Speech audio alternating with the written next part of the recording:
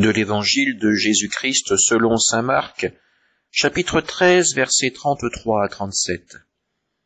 En ce temps-là, Jésus disait à ses disciples, « Prenez garde, restez éveillés, car vous ne savez pas quand ce sera le moment. C'est comme un homme parti en voyage. En quittant sa maison, il a donné tout pouvoir à ses serviteurs, fixé à chacun son travail et demandé au portier de veiller. Veillez donc, car vous ne savez pas quand vient le maître de la maison, le soir ou à minuit, au chant du coq ou le matin. S'il arrive à l'improviste, il ne faudrait pas qu'il vous trouve endormi. Ce que je vous dis là, je le dis à tous, veillez. Acclamons la parole de Dieu.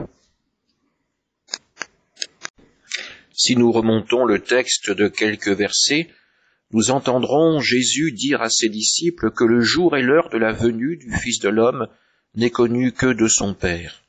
Si le Fils lui-même ne le sait pas, alors les hommes non plus n'ont pas cette connaissance.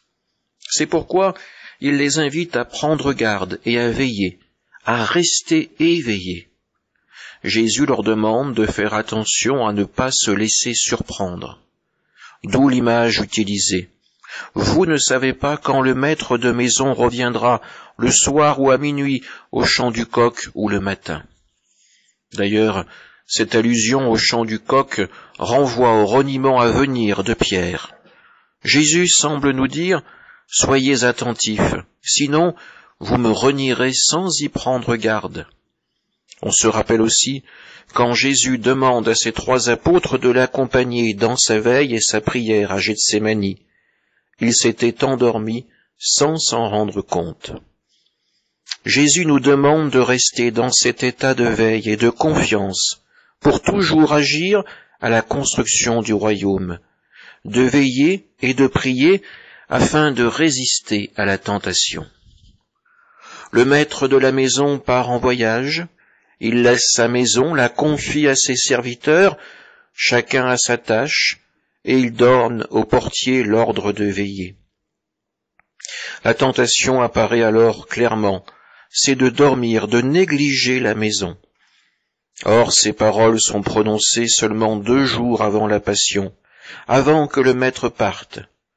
Ces paroles, encore une fois, montrent la confiance que le Maître fait à ses disciples. Ils sont les serviteurs, le portier de la maison. C'est le message qui va nous être donné tout au long de ce temps de l'Avent. Nous devons rester éveillés, donc rester dans l'action, ne pas attendre passivement le retour du Maître, sinon notre foi va s'éteindre. Nous risquons d'oublier pourquoi nous attendons, qui nous attendons. Nous sommes des portiers, alors ouvrons les portes de notre cœur à Dieu, et aidons le monde à passer les portes de la foi.